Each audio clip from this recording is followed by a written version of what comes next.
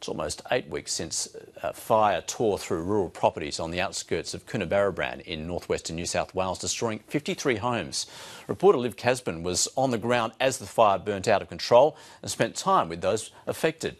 John Shobbrook was one of those who lost almost everything. 2 months on, he and his wife have decided to rebuild on their small property. It amazed me how quickly the grass came back and the foliage on the trees is coming back. Which has really lifted our spirits.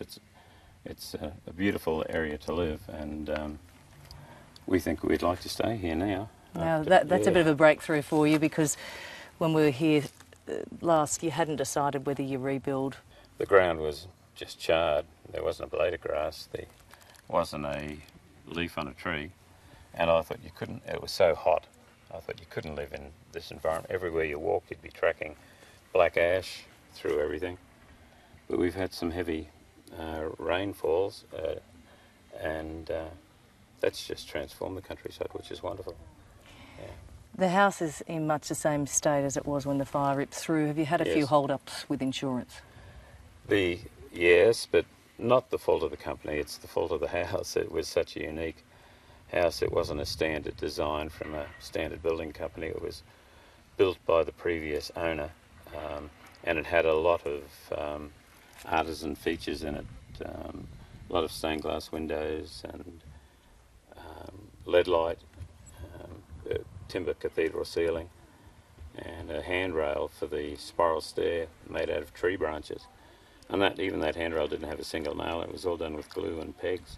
It was a work of art, the house itself.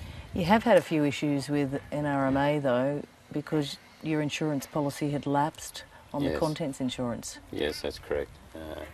Due to stress that Jan and I were going through at the time with my heart surgery, and there was also mixed up with our medication over the tablets that I was supposed to be taking.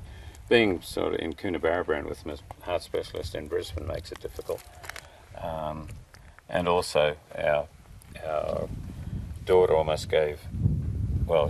she almost died whilst giving birth to her second child, and then had to be rushed to a larger hospital. So the policy lapsed? Yeah, the last thing out of our mind after 12 years of continuous renewal was, what date is that policy due on? We were thinking of our daughter and my health, and it lapsed. So when we realised that we hadn't renewed it, we wrote to the NRMA and asked them could they consider some form of ex gratia payment. Any luck? They said no. This is tough on the whole family, isn't it? You've got your daughter and grandchildren visiting today. Yep. They used to come and stay, but you're living in the motorhome at the moment. It would be a bit of a squeeze, I think. Our son and daughter-in-law live in Brisbane, and they and all their friends from Brisbane would all come and camp on the property, and it was wonderful at Easter. We had a lot of people staying with us. Our son was married on this property. The tree got married and is gone, so, but there you go. It was funny, I was talking to a lady from in town the other day whose house didn't get destroyed. She's just down the road here, and she said, John, I only had one big tree on my property and it's gone. And I said, look, I'm having a hard time being sympathetic. We only had one house on our property and it's gone. And there have been some lighter moments, including from your granddaughter Maggie. Yes. What did she say about the house? We held off showing her the house for about a week, and when we brought her out here, she looked at my wife and I'd said, don't worry, Grandma and Granddad. She said, we'll build a new house. That one was made of mud. And she was right. She was right. It was mud brick. But when do you think you will rebuild? It is a slow recovery process. I suppose people sometimes forget that when a disaster like this happens, it can take a long time before things return to normal. And in a small community like that, builders are hard to find and they're getting pretty booked out.